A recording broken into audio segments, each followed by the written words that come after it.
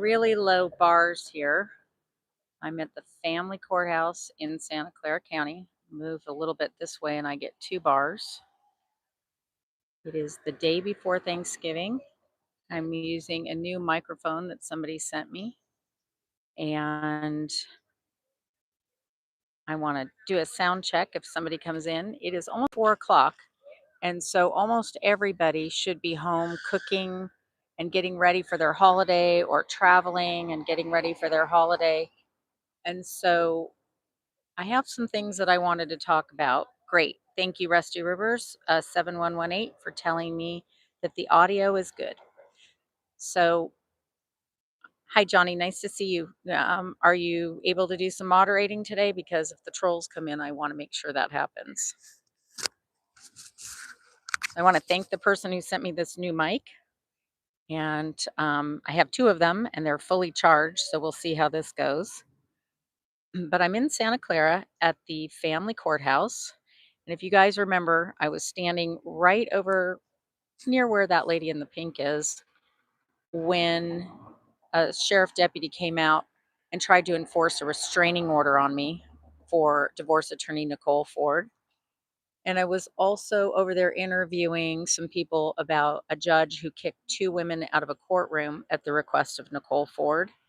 And shortly thereafter, I was served with an order that says no recording on the court property.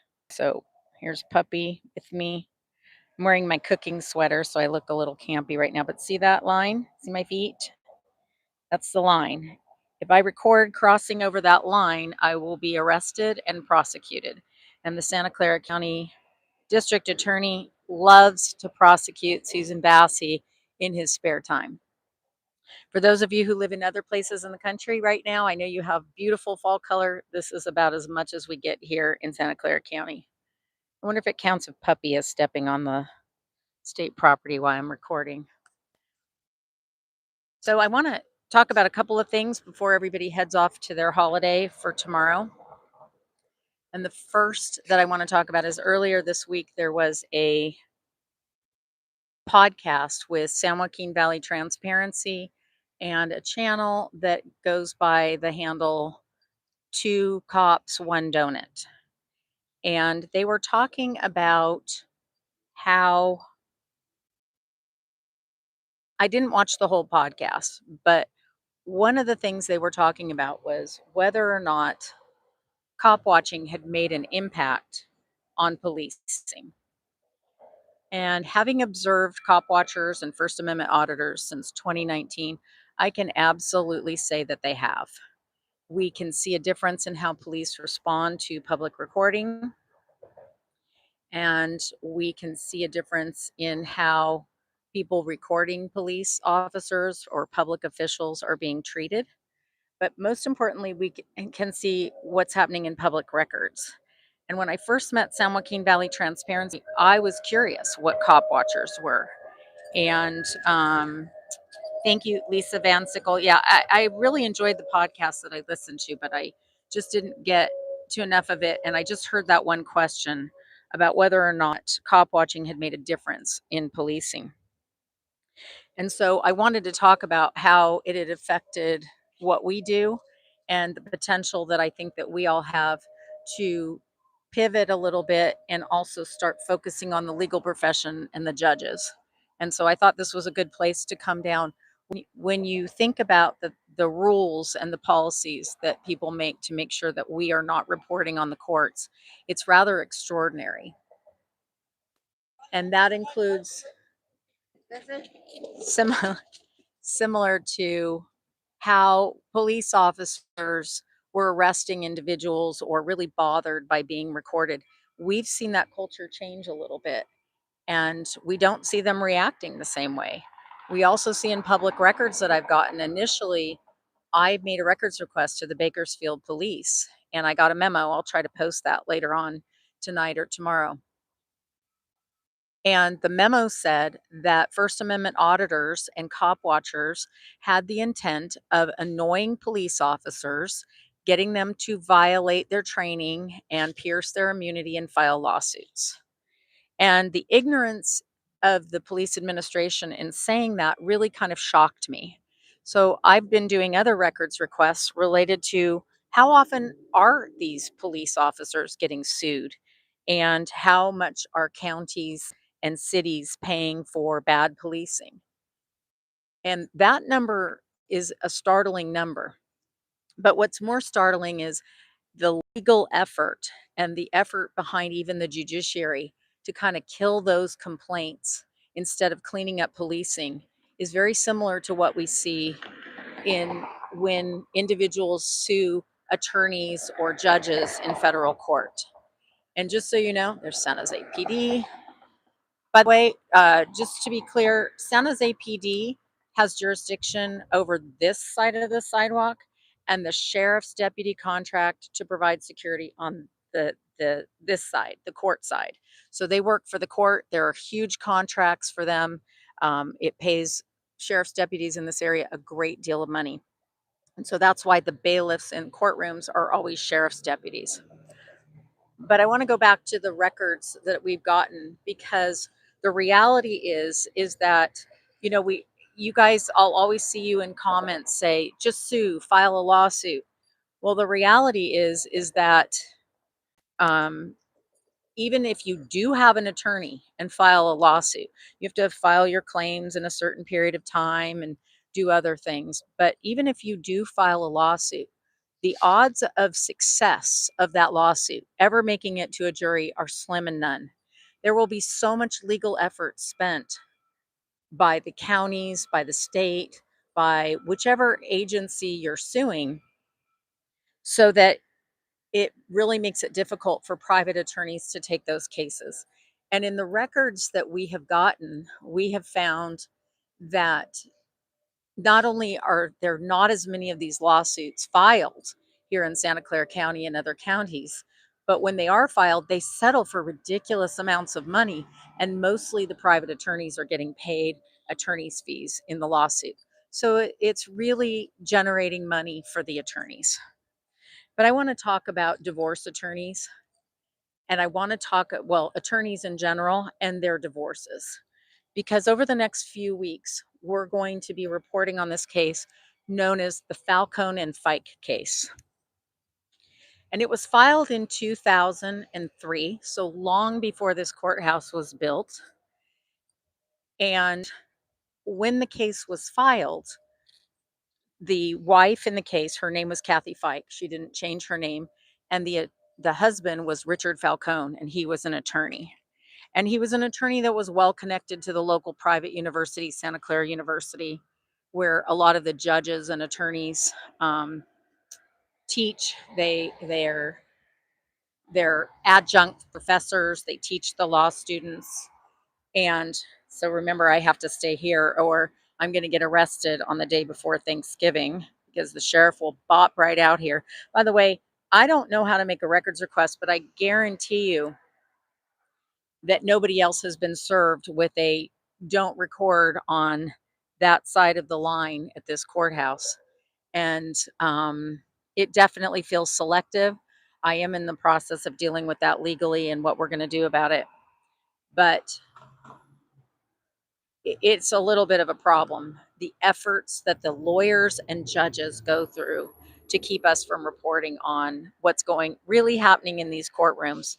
And if you've been watching my videos lately, I've been posting videos from Kentucky where they do allow cameras in courtrooms because they don't have transcripts. So they keep historical records based on recordings. And here, where we built this $263 million courthouse in 2016, we had court reporters in 2019, but we no longer have them, and it is illegal to record your proceeding. You will be prosecuted if you do. And so there are a million hearings or more a year taking place in California with no historical record because there are no cameras and because there are no transcripts. So I want to go back to the Falcone and Fyke case. So this was a divorce. They had one child. It was filed in 2003, and the case finished in 2014. So when you hear me talk about how long cases are taking, that's one of the problems. In the 1970s, and it was around when we had fault divorces even. We just didn't see divorces taking this long until really the late 1990s, actually early 1990s. And now we see these divorces getting dragged out, hearings continued. That was in my last video where you saw two represented parties in Kentucky. And the judge had no idea what was before her, what she was supposed to rule on, and just wanted to continue everything, not read the court papers. And we see that happen over and over again. And so when you're waiting for a ruling on child support, child custody, on a move away order, on issues related to your income or your property, and a judge doesn't bother reading their court files or making orders, that causes the delays. But always we see the inciting of conflict in these cases based on the attorneys that are involved. The more attorneys involved, the more conflict and the more problems. And the Falcone and Fyke case, you all know that I don't use profanity on this channel, and I cringe when everybody else does. I do think it has an important purpose for a lot of cop watchers when they were testing police officers and their training and their responses. But here I just don't do it because I also am followed by attorneys, and even I know judges are watching my work. But I am going to start referring to what happens to people in family court as getting fiked, because what happened to Kathy Fyke is what we see happening to far too many people. So Kathy Fyke was divorcing an attorney. They had one child. He was about 14 years old at the time of their divorce. So he clearly aged out during the time their divorce took. But what happened to Kathy Fyke was she initially went to an attorney by the name of Lynn Yates Carter. And Lynn Yates Carter is an attorney who was eventually disbarred for stealing from clients and died. And when she died, the state bar removed her public discipline records. So they scrubbed her misconduct history. But the conduct of Kathy Fyke will forever live on in published appellate decisions and in court files forever and ever. And what's important about the Fyke case is this. This is a case where a woman was getting divorced, and when she was getting divorced, she went and first met with Lynn Yates Carter. And she told Lynn Yates Carter a lot of information about her husband, who was an attorney. And she alleged some abusive, controlling type behavior. She also alleged that she had worked substantially to help him start his law firm. And some of the worst cases we see are cases involving attorneys. And we see these attorneys fight like the Dickens to make sure some police officers coming out. Oh no, I guess that's security. Let me turn around and get unleashed from puppy here. And so when a divorce case is going on and the judge has to divide community property and there's a law firm involved, we have seen, thank you very much, RJ Fleming 1024, very much appreciate it, and happy Thanksgiving. But we see these attorneys not want to give the information about their law firm. And we see other attorneys really competing to get that information because how much a law firm is making, what clients they have, and everything else that you can get in discovery if you're divorcing an attorney. Attorneys really want to know that information. And so what happened in the Falcone and Fyke case is that after Miss Fyke went and spoke with Lynn Yates Carter, her ex-husband hired Lynn Yates Carter as his attorney. And so Miss Fyke had to go and hire an attorney and try to get rid of Lynn Yates Carter from the case, claiming that, and she hired Paul Ness, for those of you who are old timers around here and want to know the names. She hired an attorney who tried to disqualify Lynn Yates Carter. So disqualifying an attorney is not easy to do because everyone has a right to representation and to choose the attorney they want to represent them. Hi, Leslie. Very nice to see you in here. Happy Thanksgiving. And so Kathy Fyke had to go through the legal maneuvers to get rid of Lynn Yates Carter. And that meant even going up to the Court of Appeal, questioning whether or not Lynn Yates Carter could remain representing the attorney, Richard Falcone. And the Court of Appeal denied it, said, nope, he gets to use them, even though she had consulted with him, no conflict of interest. And conflicts of interest we see them as members of the public and press far differently than attorneys see them. Attorneys never want to see a conflict of interest, and judges never want to disclose it. Johnny, thank you. Love you to pieces. Appreciate that. And so there was Kathy Fyke. Oh, let's go watch they're taking the flag down because it's the day before Thanksgiving. So let's film that. And so there was Kathy Fyke in the middle of her divorce. She had already spent all this money trying to get rid of the attorney that had a conflict of interest. And then Paul Ness said he would not continue representing her unless she could afford to pay him. Well, there are laws in California that is called leveling the legal playing field. And that's Family Code Section 2030 and 2032.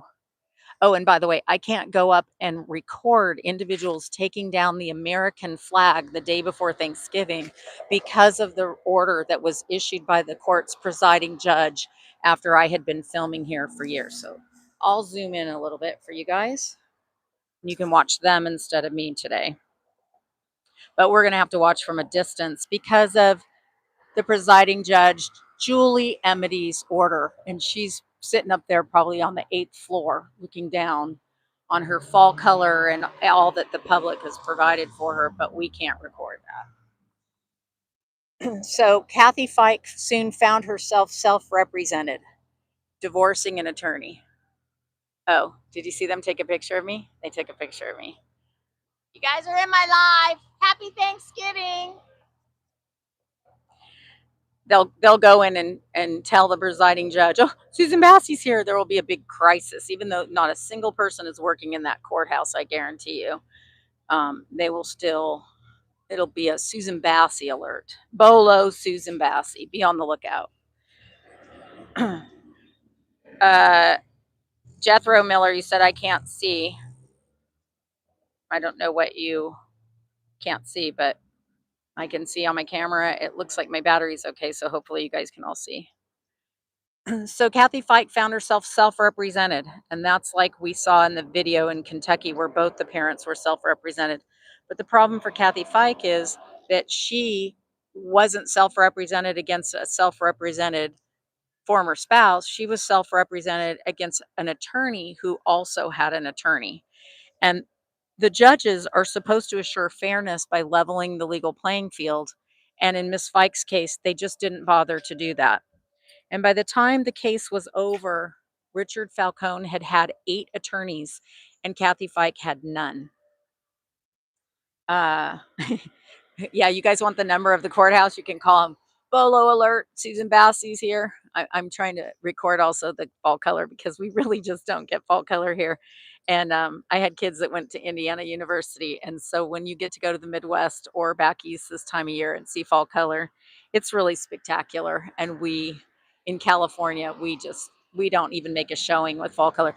But taxpayers, I want to point out, did pay for these. I believe these are called Chinese pistache trees, and they are beautiful this time of year. They're a little messy, so it means we have to have some extra landscaping on top of the Italian marble they had imported here. And remember, all of this Italian marble, all of these trees, and that giant courthouse where the cases are completely dysfunctional and seem to be just operating for the attorneys, was paid for by taxpayers. So all of you that are paying your taxes and going to work every day and you want to know where your state and federal tax money is going, it's going to places like this. So we're going to walk a little bit around the backside too. So Kathy Fyke found herself self-represented in the case, and they pulled every shenanigan that they can that divorce attorneys can pull. They kept her from getting discovery on how much his law firm was making so that she could get a fair support order so that she could divide community property and find out how much of her money had been invested in the law firm. And they played games with date of separation. That was heavily litigated. There were week-long trials. There were multiple appeals. And during all of that, there was a private judge appointed. The private judge was Ed Mills, and he started out being appointed as a referee. And I want to explain the difference between a referee and a private judge. In California, You guys have heard me talking about private judging. A private judge is an attorney or an individual, it doesn't need to be an attorney, who is appointed to act as a public court judge for compensation by the parties in a divorce or custody case. And we talked about Jessica Huey being a parenting coordinator and soliciting business as a parenting coordinator. A referee, usually referred to as a discovery referee, has to be an attorney. And a referee doesn't make orders, they make recommendations. And they usually call them discovery referees, and they make recommendations to the court about what they think the court should do. So it's another way that judges delegate their duties to attorneys on issues related to discovery. This case wasn't rocket science. It was a divorce involving an attorney in a law firm and a house in Saratoga. And so the referee ended up making recommendations to sell the family home. And when they said to sell the family home, the referee recommended depositing the money into a bank account with both of their names on it and his attorney acting as the trustee. So stay with me on this, because for those of you who want to know how they are managing to sell houses and liquidate the equity in it and give it to attorneys, the Fyke case shows us exactly how they did it. So Miss Fyke complained. First of all, she didn't have an attorney. She didn't have anybody to help her protect her interest of the equity in their family home. And when people are involved in a divorce, in the old days, it used to be they would make an agreement. One party would buy the other one out. The family home would be maintained for the children. But when these divorce attorneys started getting greedy, they wanted the equity. We call them the looters of community property. And so they sold Kathy Fyke's house. So now she doesn't have a home. And the house at the time was about $260,000, 65,000.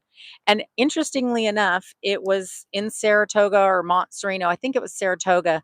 And it was right near the home of Judge Catherine Liger and Judge William Dancer. And Judge William Dancer is the only judge we know who was indicted for fixing traffic tickets. And that was in the early 2000s, right during the Fyke divorce case. And so they liquidated the account. They put it into a bank account at Washington Mutual. And for those of you who remember, Washington Mutual was a bank that was doing a lot of the no doc loans. It went out of business, but it was a really, they were doing some shady things. In fact, Sheila Pott, and we're going to talk about the Pott divorce and Audrey Pott in some of our upcoming reporting. She was a loan officer for Washington Mutual and reportedly made so much money back in those days that her former baby daddy said that he would find checks, $50,000 checks. And this is back in the early 2000s, just sitting in drawers, stale dating because Sheila Pott was making so much money. Now, and that was an allegation that was made in Sheila Pott's divorce. So we'll go back to that later, but we're going to stay on the Fyke case. So Kathy Fyke's money from her house gets sold, gets dumped into Washington Mutual, titled in both of their names, and his divorce attorney is the divorce attorney that is the trustee on the account. I'll go out a little bit. And Kathy Fyke complained that that wasn't secure enough, that she expected her husband would probably try to get the money, and then her trying to claw back her share would be very difficult. And so she went down to the bank and she took $1 out of the account, and with the oversight of the bank manager. And there's a transcript in this. So when I tell you this, this is from my memory of reading thousands of pages of court files and appellate files. But I did just recently read this. And Miss Lynn Yates Carter is cross-examining Kathy Fyke about what she did with this money. Now remember, Kathy Fyke doesn't have an attorney. So there's no one to object. There's no one to remind her that she might want to exercise her Fifth Amendment rights. And so Lynn Yates Carter has her describe what she did. And she said, in order to prove that the money wouldn't be secured or that he could easily get it, she took $1 out of the bank account and she put $1 immediately back. So she even returned it with interest on the same day. And the bank manager or employee was called to be a witness in the case. And after that hearing in family court, our local district attorney decided to prosecute Ms. Fyke for violating a court order. And that's a misdemeanor. It's a PC 166. And so when you have family court orders, the more orders there are, the more likely it is that if they want to try to prosecute you, they're going to prosecute you for violating an order. Right now in Santa Clara County, there's some discussion about one of the city council members in the city of Santa Clara being investigated for violating a court order. And I got that information today and I'll follow up on it. But PC 166 can, a violation of a court order can either be prosecuted in criminal court or in civil court, in family court or civil court. This is family court as a contempt. And either way, if you're convicted of it, you could go to jail for up to 6 months. So we've started seeing this alarming pattern between the family courts and the criminal courts, and that they are using these cases to really control one party in the case and give an advantage to the other. It's always attorneys that are going to get the advantage in a divorce case. When there's two attorneys in a divorce case, like in Jessica Huey was a divorce attorney and her husband was a patent attorney. And so Jessica Huey was getting the favors from the judges in this courthouse. So Kathy Fyke was criminally prosecuted for violating a court order.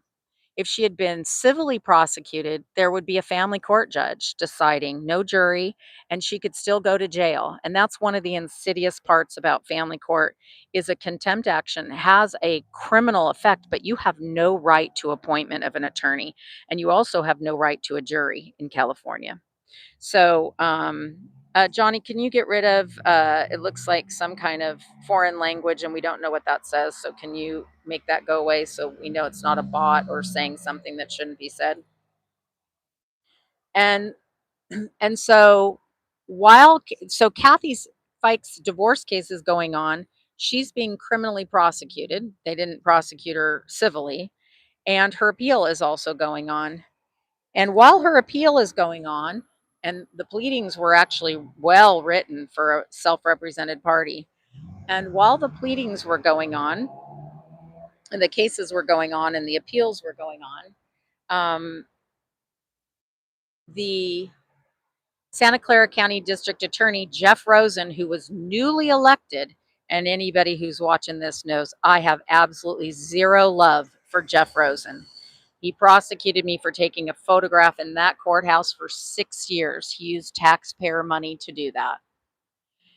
So Jeff Rosen, newly into his assignment and wanting to please all the attorneys and judges in the area because that would help him stay in office, added 16 felony counts to Kathy Fyke's criminal prosecution.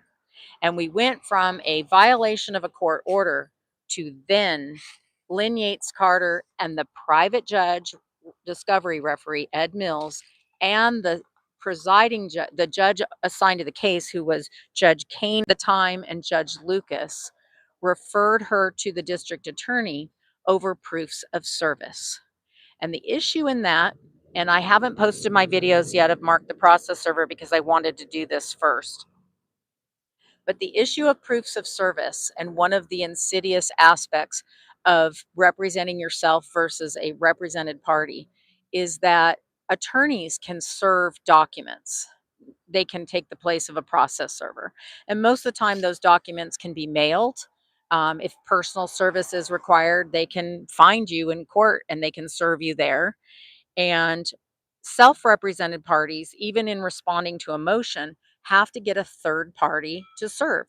So they either have to pay a process server 50 to 150 or $175 to serve, or they have to get a friend.